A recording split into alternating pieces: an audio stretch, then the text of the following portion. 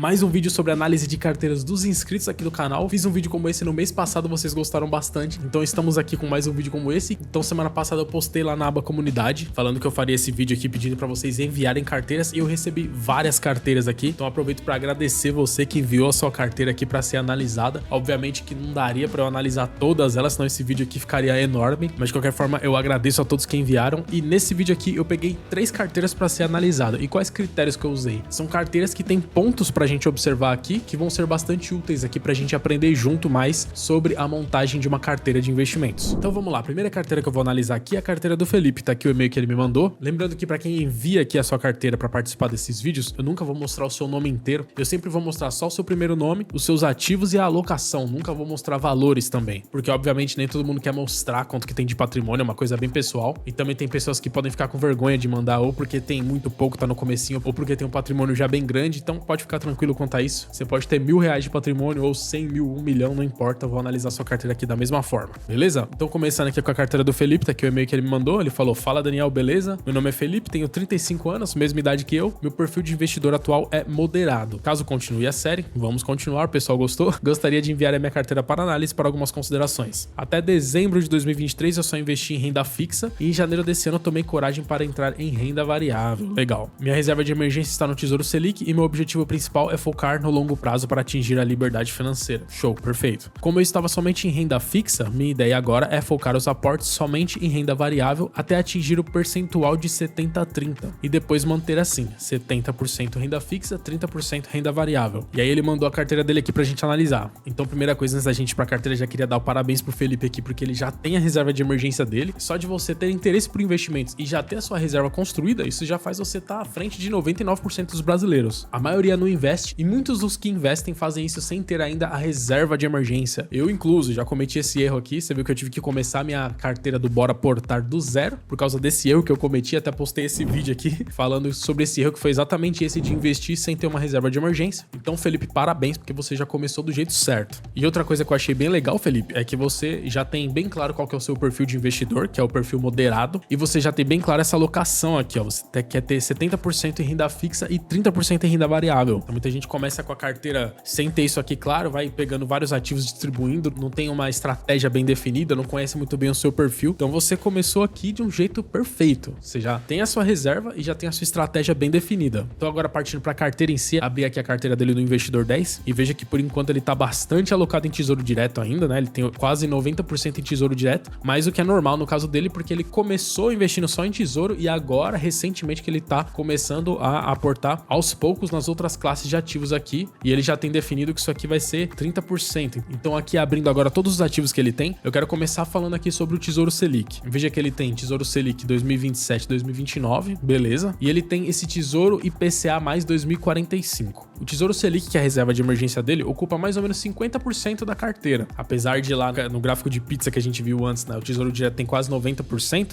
aqui a divisão de Selic e Tesouro IPCA tá dessa forma. O Selic é mais ou menos 50% da carteira e esse IPCA mais aqui é mais ou menos 34% da carteira. Então já é uma coisa que é importante você saber. Acredito que o Felipe já saiba disso, mas você que tá assistindo aqui. O Tesouro Selic é o único que é recomendável caso você queira deixar sua reserva de emergência no Tesouro Direto. Todos os outros títulos são para uma carteira de longo prazo. E aí você viu lá na pizza do Felipe que tá tudo junto. Então aqui vai minha primeira sugestão para você, Felipe, para facilitar a sua vida, que você separe a sua reserva de emergência da sua carteira de longo prazo. Aqui ela tá tudo junto. Isso aqui dificulta um pouco a análise da sua carteira. Porque o que acontece? A reserva de emergência é um dinheiro que você tem que você pode usar eventualmente. A gente cria reserva esperando que a gente nunca use, mas eventualmente você vai acabar usando. É praticamente impossível que até a sua aposentadoria não vai acontecer nenhuma emergência e você vai precisar sacar uma parte desse valor aqui para resolver essa emergência. A reserva de emergência é exatamente para isso, né? Para você resolver as suas emergências sem que você precise pegar um empréstimo, se enrolar em dívidas, e também ela serve para proteger a sua carteira de longo prazo aqui, porque numa eventual emergência você não vai precisar vender as suas ações, seus fundos imobiliários, que esses ativos aqui sim são feitos pra gente comprar e nunca vender, né? Só lá na frente da nossa aposentadoria. Então o que que acontece? Como a sua carteira tá toda junto aqui, numa eventual emergência que você tem, você vai precisar sacar uma parte desse dinheiro, isso aqui vai atrapalhar toda a análise da sua carteira, né? O seu patrimônio vai cair, os seus gráficos de rentabilidade, de alocação vão estragar um pouco. Então o que que eu sugiro pra você? Tudo bem você deixar sua reserva aqui no Tesouro Selic, não tem problema. Você pode até deixar tudo numa mesma corretora, caso você prefira, também não tem problema. Mas na análise da sua carteira aqui, eu sugiro que você você retire a sua reserva de emergência aqui. Você já tem um valor definido, geralmente ali é de 6 meses a 1 ano do custo de vida. Acredito que você já tem isso claro, você já tem um valor legal aqui na sua reserva. Deixe isso ali separadinho para você usar só numa emergência, e aqui na sua carteira de longo prazo, você deixa só os seus ativos de longo prazo. Até porque você falou assim que você tem um perfil conservador. E o que eu entendi é que você quer ter 70% de renda fixa e 30% em renda variável na sua carteira de longo prazo, sem contar a sua reserva, certo? Porque você tendo isso separado vai facilitar para você controlar a sua alocação de ativos, que é uma das coisas mais importantes, se não for a mais importante na hora de você construir a sua carteira de investimentos. Então, por exemplo, hoje sua carteira, que é a pizza aqui no Investidor 10, tá assim, né? 50% é Tesouro Selic, mais ou menos 30% é o seu IPCA e você tem 5 aqui nesse CDB aqui do Banco Master, tá mais ou menos assim a sua carteira. Você retirando a sua reserva de emergência aqui, desse controle da sua carteira de longo prazo, sua carteira vai ficar mais ou menos assim,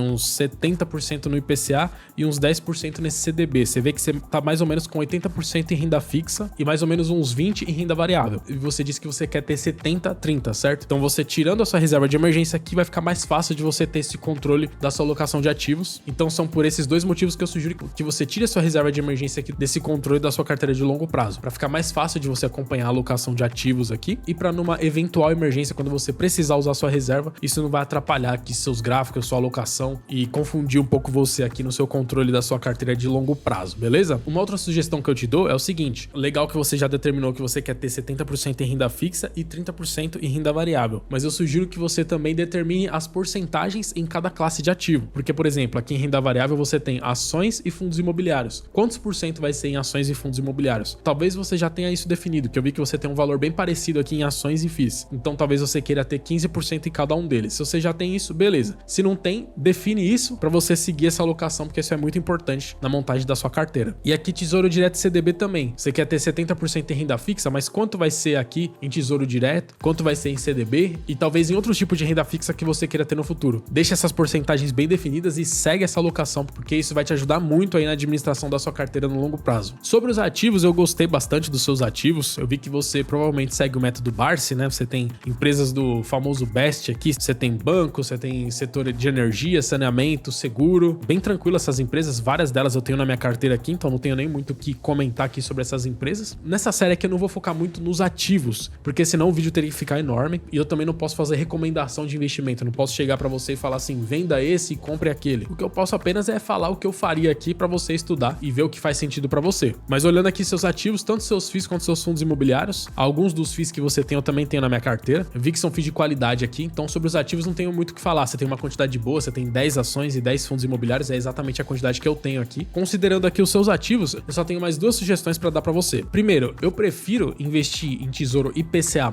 através de ETFs. Você hoje tem o Tesouro IPCA+ 2045, certo? Vai chegar uma hora, vai demorar, mas vai chegar uma hora que esse tesouro vai sair do ar e vão surgir novos. Os que estão mais próximos da data, eles tiram do ar e vão lançando novos. Então, com o tempo, você vai ter vários títulos IPCA+ aqui na sua carteira, sendo que você pode fazer isso comprando apenas uma ETF, e dentro dessa ETF tem todos os títulos IPCA+ para você. E o melhor, a ETF não tem data de vencimento. Não vai chegar em 2045, você vai receber esse dinheiro, pagar imposto e reinvestir em outro título IPCA+.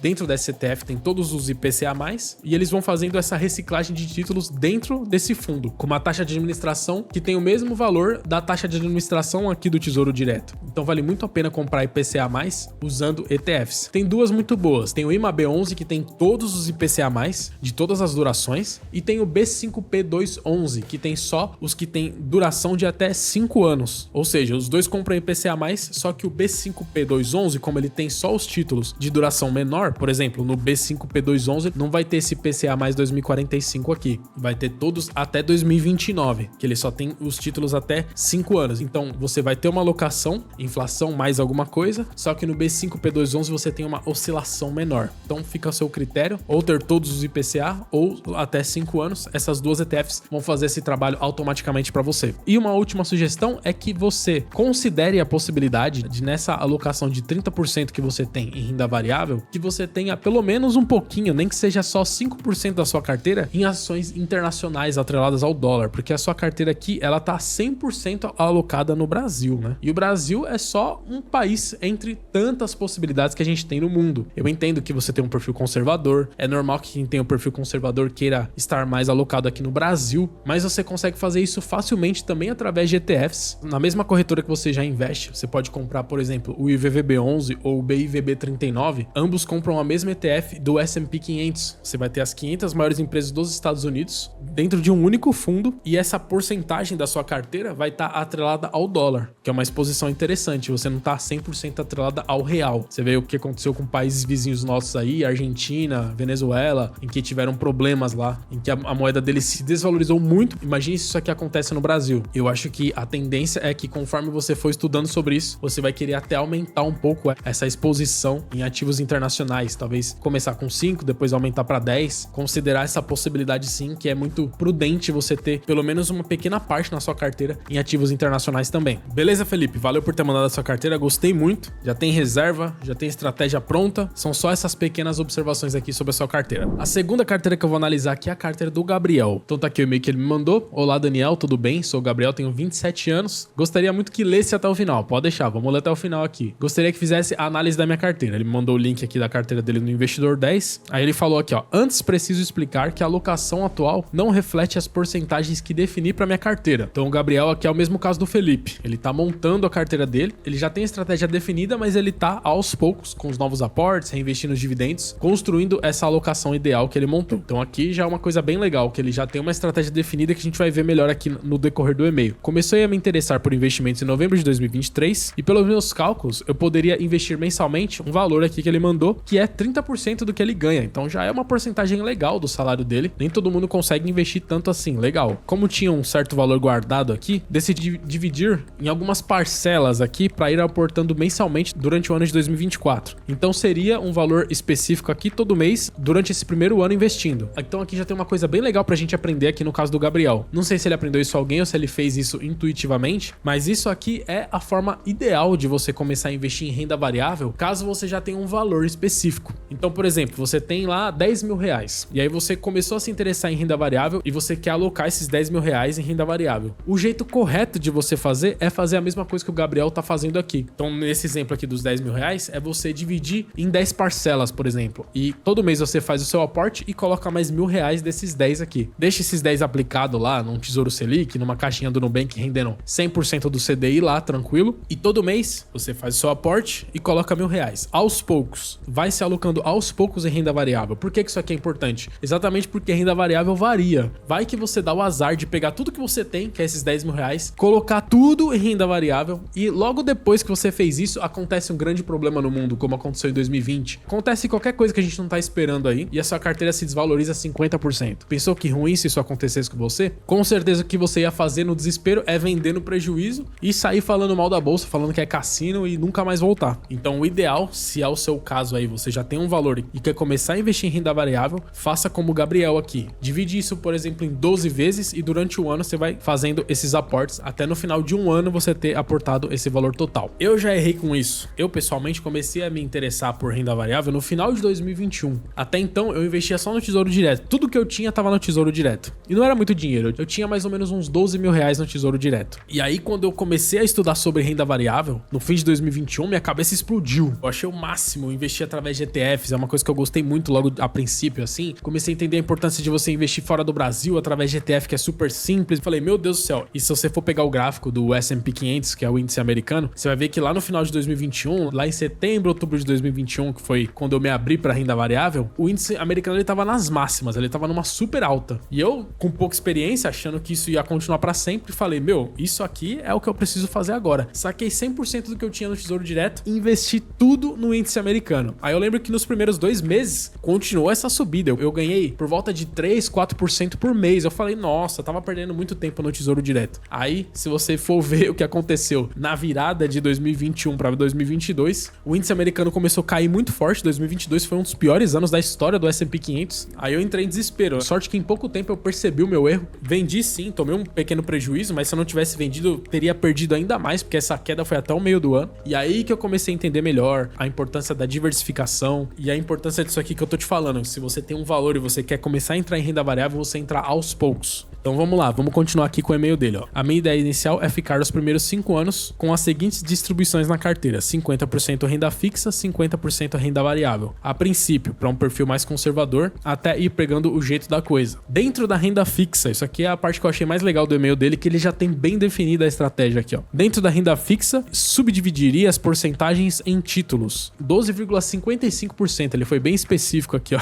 Em pós-fixado, 12,55% em pré-fixado, 24,9% em tesouro IPCA+, o que seria 50% da carteira. E na parte de renda variável, ele pretende ter 15% em ações do Brasil, 15% BDR, 15% FIIs, 5% cripto, que é 50% da carteira também. Então aqui, sensacional, você já tem a estratégia bem definida, você tem a alocação macro, renda fixa, renda variável. Dentro de cada uma das alocações você já tem as porcentagens bem definidas, então você tá no caminho certo, Gabriel. Aí aqui ele fala que a carteira ainda não tá na alocação ideal, que ele tá acertando isso com os novos aportes. Entendo que minha carteira possa estar pulverizada pela quantidade de ativos, mas você poderá ver que dentro de cada aspecto, FII, ações, procurei diversificar em setores diferentes, assim como também decidi ter mais fundos de tijolo do que de papel. Vamos só terminar o e-mail dele aqui, que ele pediu para ler até o final. Aqui nesse parágrafo ele falou que, como a carteira dele é de longo prazo, ele tem um valor específico para aportar, ele não consegue aportar em todas, então ele sempre vai comprando as que estão mais para trás na alocação que ele determinou certinho, é o que eu faço aqui também. Aí ele falou aqui, ó: ninguém nunca me ensinou a investir, criei gosto assistindo vídeos como os seus e de outros youtubers. Ninguém nunca analisou a minha carteira.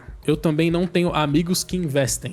Tranquilo. Bem-vindo ao clube. É normal isso aqui. Eu também. Na minha roda de amigos, eu sou o chato que só fala de investimento. E às vezes quando eu falo isso no grupo lá que eu tenho com meus amigos, eles reclamam: pô, você só fala de investimento. E quando a gente aprende sobre investimentos, a gente tem muita vontade de falar sobre isso, né? A gente adoraria ter pessoas que também investem pra gente compartilhar conhecimento. Mas é fato, né? Assim como a gente não se interessa por alguns assuntos específicos, as outras pessoas muitas vezes não vão se interessar por investimentos, né? E aí ainda bem que tem o YouTube, né? Eu criei esse canal também muito para poder botar para fora essa vontade que eu tenho de compartilhar as coisas que eu aprendo aqui sobre investimentos. E aí a gente acaba conhecendo pessoas aqui que têm o mesmo interesse que a gente. E para isso que serve essa série aqui, pra gente trocar uma ideia, compartilhar conhecimento e assim todo mundo aprende junto. Você seria a primeira pessoa a me dar feedback sobre isso, até a me aconselhar sobre alguma coisa que faria diferente para que eu possa refletir sobre. Essa é a ideia. Gostei desse refletir sobre aqui, que a ideia dessa série aqui definitivamente não é eu falar o que você tem que fazer com a sua carteira. Assim como da minha série Bora Aportar, onde eu invisto aqui todos os meses meu dinheiro, a ideia não é que você copie a minha carteira, a ideia é que você olhe o que eu tô fazendo e se inspire. Vai ter coisas que eu tô fazendo lá que você vai gostar, você pode adaptar pra sua estratégia, vai ter coisas que você não vai gostar e tranquilo. A minha carteira também é assim, eu assisto um monte de youtubers, vejo várias formas de pensar diferente e eu peguei um pouco do que eu aprendi com cada pessoa e adaptei para o que eu me sinto mais confortável. E a minha sugestão é que você faça a mesma coisa aqui. Até mesmo se eu estiver analisando especificamente a sua carteira, nada que é uma recomendação de investimento. É só uma observação que eu tô fazendo aqui e aí você estuda e vê o que faz mais sentido para você, beleza? Como estou no início, um erro grave que, ao seu ver, eu posso estar cometendo pode me salvar de me perder muito lá na frente. Beleza, vamos dar uma olhada aqui na sua carteira. Desculpa pelo textão, mas eu tinha que detalhar para você não pensar que as porcentagens que estão lá atualmente são as que eu planejei. Não tem problema se mostrar os valores, mas não esquenta não que eu nunca mostro aqui. Desde já agradeço e tamo junto. Viu, Gabriel? Li seu e-mail até o final. É melhor detalhar porque quanto mais detalhes a gente tem aqui, melhor a gente entende a estratégia, o momento de vida da pessoa, fica melhor para fazer as observações aqui para sua carteira, para ficar uma análise mais precisa aqui. Então aqui, analisando a carteira especificamente, é assim que tá a pizza dele atualmente. Vê que ele tá diversificado em ações, FIIs, BDRs, tem até um pouquinho de cripto, mas como ele falou, essa aqui não é a alocação ideal. Ele já tem a estratégia e ele tá construindo essa alocação ideal todos os meses com os novos aportes. Beleza. Então agora aqui estão todos os ativos que ele tem na carteira. Veja que ele tem 16 ações, 15 fundos imobiliários, 15 BDRs, 3 ativos de renda fixa, aqui alguns CDBs e também tem 4 criptomoedas. Então aqui, Gabriel, como aqui a gente, nem eu, nem você, nem vocês que estão assistindo aí o vídeo, nenhum de nós somos investidores profissionais. Então a ideia que eu sempre tento passar nesses vídeos aqui do canal, nós como investidores comuns, a gente tem que criar uma carteira de investimentos o mais simplificada possível, que atenda às nossas expectativas, para que a gente não perca muito tempo na administração da nossa carteira aqui e a gente consiga focar no que realmente vai dar resultado pra gente nesse momento da nossa vida aqui, que é o nosso trabalho. Nessa fase que a gente tá aqui começando a investir, a construir nosso patrimônio, nada vai dar mais resultado pra gente do que focar nos seus estudos e no seu trabalho para que você ganhe mais. Então, principalmente nesse momento de vida aqui, o ideal é a gente ter uma carteira mais simples para que a gente perca ali 10 minutos por mês no nosso aporte mensal e esqueça essa carteira durante o restante do mês para que a gente foque 100% no que realmente nos dá resultado. Então, analisando a sua carteira aqui, ela tá muito boa a sua carteira. Você tem bastante ativos em cada uma das classes que você tem aqui, mas você tá dentro do limite. Os especialistas sugerem que você tenha ali por volta de 10, no máximo 15 ativos, e você tá no limite aqui nas 3 classes aqui, ações, FIIs e BDR, você tem ali mais ou menos 15 ativos, só ações que você tem uma a mais. Porém, se você somar todos os seus ativos aqui, você tem 53 ativos. E você não vai conseguir acompanhar certinho todos esses 53 ativos, entrar no RI das 16 empresas que você tem aqui, dos 15 FIIs, analisar cada uma das empresas internacionais que você tem aqui, que são 15. Então a minha sugestão aqui para você é que você simplifique um pouco mais a sua carteira, para que você tenha que desprender menos tempo na análise dela todos os meses quando você for fazer seu aporte, e no final você vai chegar no mesmo resultado. Então o que eu faria no seu lugar aqui? Dessas 4 classes aqui de renda variável, eu pegaria pelo menos 2 e investiria através de ETFs. Então o que eu faria no seu lugar? Eu pegaria as 2 que você tem mais conhecimento, que você gosta mais, e deixaria aqui com os 15 ativos, e as outras 2 eu investiria através de ETFs. Então, por exemplo, o que eu faria, algo muito parecido com como é a minha carteira aqui. Eu deixaria aqui as 15 ações, deixaria aqui os 15 fundos imobiliários, mas eu não teria essas 15 BDRs aqui. Principalmente os ativos internacionais, porque é muito difícil você superar o índice americano comprando ativos individuais. Você muito provavelmente vai ter um resultado igual ou melhor se você investir simplesmente no índice americano, no S&P 500, do que você ter essas 15 ações aqui. Então, o que eu faria no seu lugar? Eu venderia essas 15 BDRs aqui e investiria numa ETF, como por exemplo, se você quiser só Estados Unidos, investiria no IVVB11 ou no BIVB39, que só com esse fundo você já vai ter as 500 maiores empresas dos Estados Unidos. E se você quiser ter, assim como eu, uma alocação no mundo todo, investiria no World 11, que assim você já vai ter 10 mil empresas do mundo inteiro, por volta de 60% a 70% só nos Estados Unidos, e os outros 30% em empresas do restante do mundo. A única exceção aqui é a BDR do Nubank, né? Roxo 34. Se você faz muita questão de investir no Nubank, aí eu manteria, porque se você comprar uma ETF do S&P 500, você vai estar investindo em empresas de fora do Brasil, o Nubank não vai estar incluso nisso. Então, a única exceção seria mesmo se você fizer muita questão de ser acionista do Nubank. Se você não fizer questão, se você só quer ter uma exposição internacional, aí eu faria isso através de ETFs. E eu faria a mesma coisa aqui com criptomoedas. A não ser que você faça muita questão de ter as suas moedas, você fazer a sua autocustódia. Se você faz muita questão disso, aí beleza. Mas eu sinceramente, eu só acho que vale a pena ter esse trabalho de fazer a sua autocustódia se você já tem um patrimônio muito grande. Porque fazer autocustódia é trabalhoso e é caro. Se você tem essas 4 criptomoedas aqui para deixar parada na corretora, então eu prefiro investir através de ETFs, que é mais simples e tão seguro quanto, talvez até mais seguro, dependendo da corretora que você usa aqui, que eu não sei qual que é. Então, como simplificação, eu simplesmente venderia essas criptomoedas aqui, facilitaria que você teria uma corretora a menos, e investiria no Hash 11, na sua própria corretora que você já investe aqui nas suas ações e nos seus fundos imobiliários. Por quê? Isso vai fazer você ter exatamente o mesmo resultado com menos trabalho, para ter essa simplificação que eu tô sugerindo para você. Quanto aos CDBs, não tenho muito o que falar, que o Mercado Pago e o Sofisa Direto são ótimos CDBs.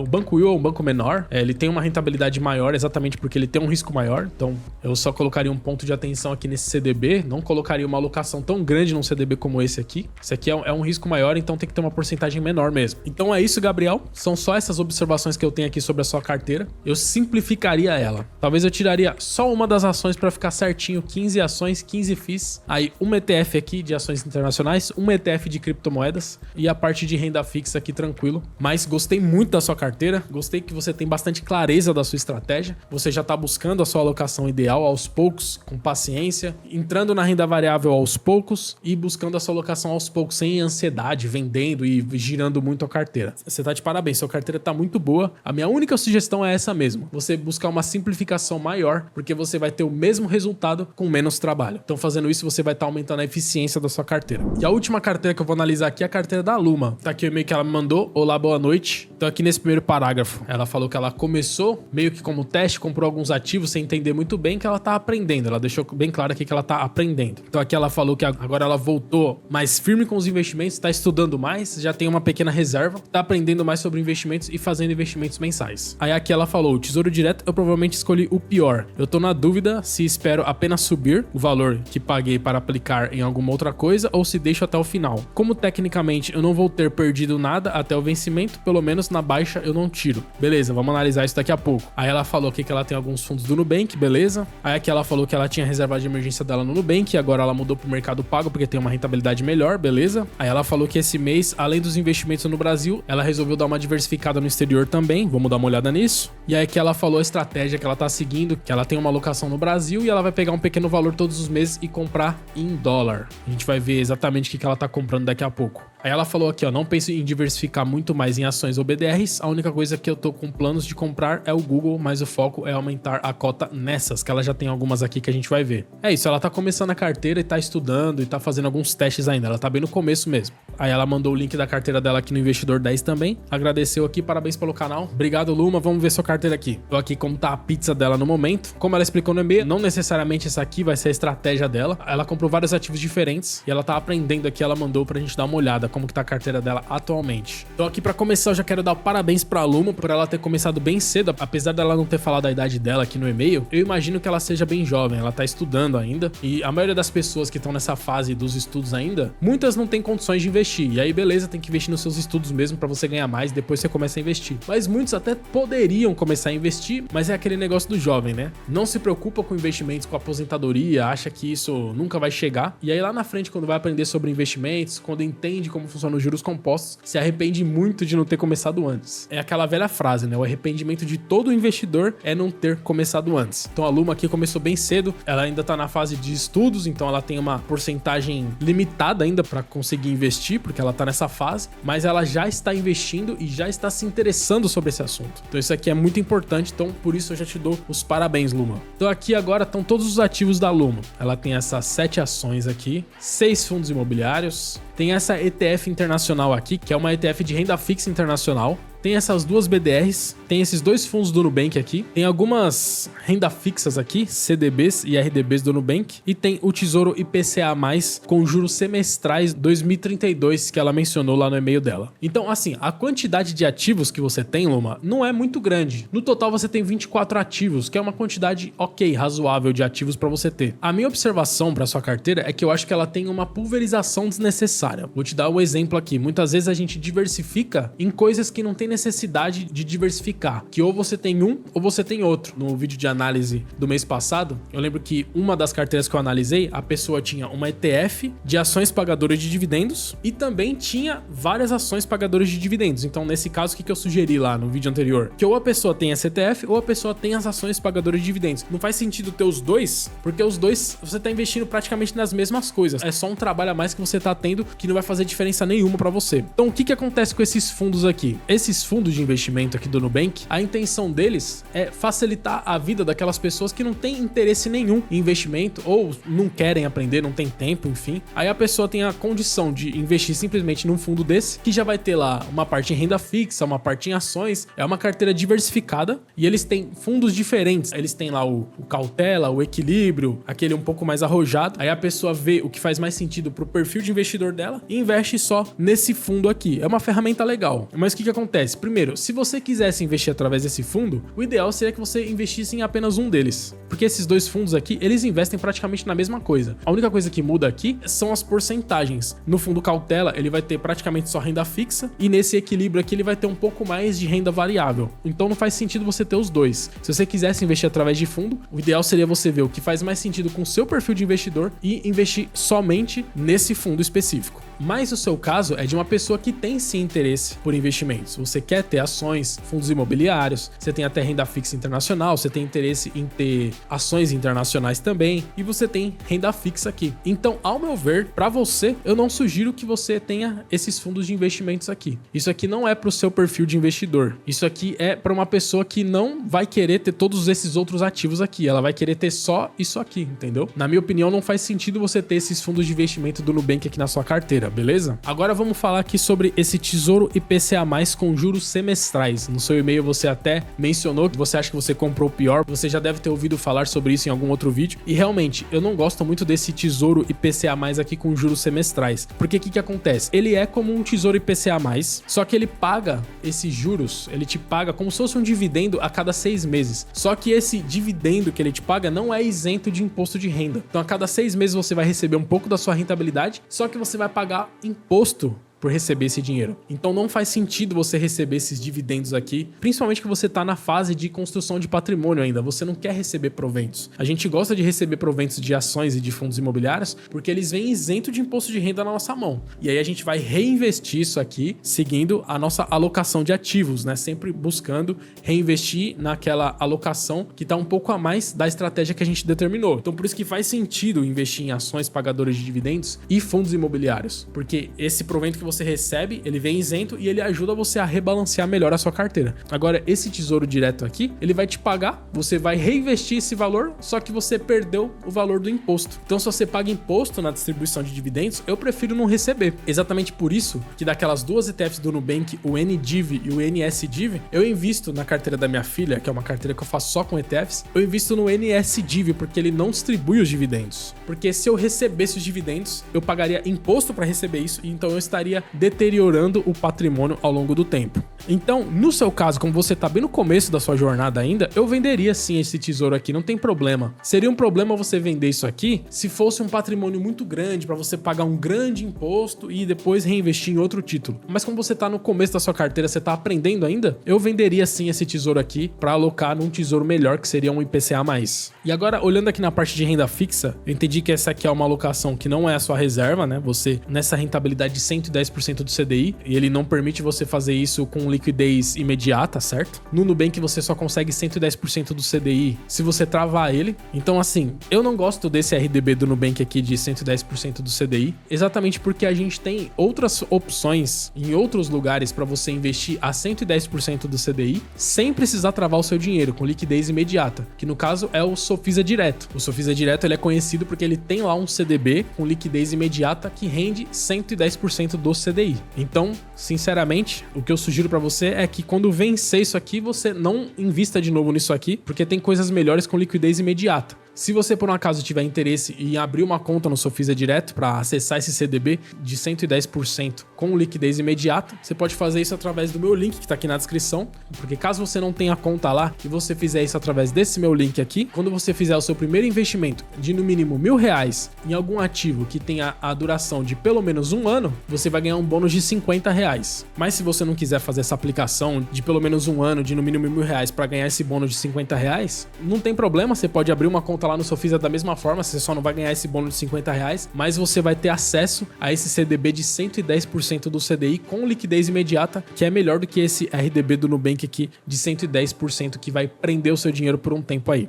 Beleza? E aí eu entendi que esse CDB do Mercado Pago aqui, que rende 105%, é o rendimento normal do Mercado Pago e é onde você deixa a sua reserva. Então a sugestão que eu te dou, Luma, é a mesma que eu dei pro Felipe, que você separe a sua reserva da sua carteira de longo prazo aqui nesse controle aqui. Eu acredito que você já saiba o valor que tem que ser a sua reserva. Deixa isso separado. O Mercado Pago é um ótimo lugar para você deixar a sua reserva. Pode deixar lá, não tem problema. Mas tire a sua reserva pelo mesmo motivo que eu falei lá pro Felipe. Em algum momento você vai precisar usar a sua reserva e aí vai estragar os gráficos de rentabilidade, de alocação aqui. Ter a reserva junto da carteira de longo prazo atrapalha na sua análise aqui no longo prazo, beleza? Se você ainda não fez isso, defina certinho aqui as suas porcentagens. Isso aqui é muito importante. Então, quanto que você quer ter em renda fixa, quanto que você quer ter em FIIs, quanto que você quer ter em ações. Essa é uma das coisas mais importantes quando você está construindo uma carteira de longo prazo. Ter essa estratégia definida, essas porcentagens, e aí todo mês quando você for fazer o seu aporte mensal, você sempre vai aportar naquela classe que está um pouco abaixo da porcentagem que você definiu. Então vamos supor que você definiu 20% de fundos imobiliários na sua estratégia. E aí você entra para fazer o aporte e você vê que ele está com 17%. Então você vai direcionar o seu aporte para fundos imobiliários. Fazendo isso, você vai estar sempre alocando o seu dinheiro nas melhores oportunidades da sua carteira, sem precisar ficar pensando, tendo aquela preocupação,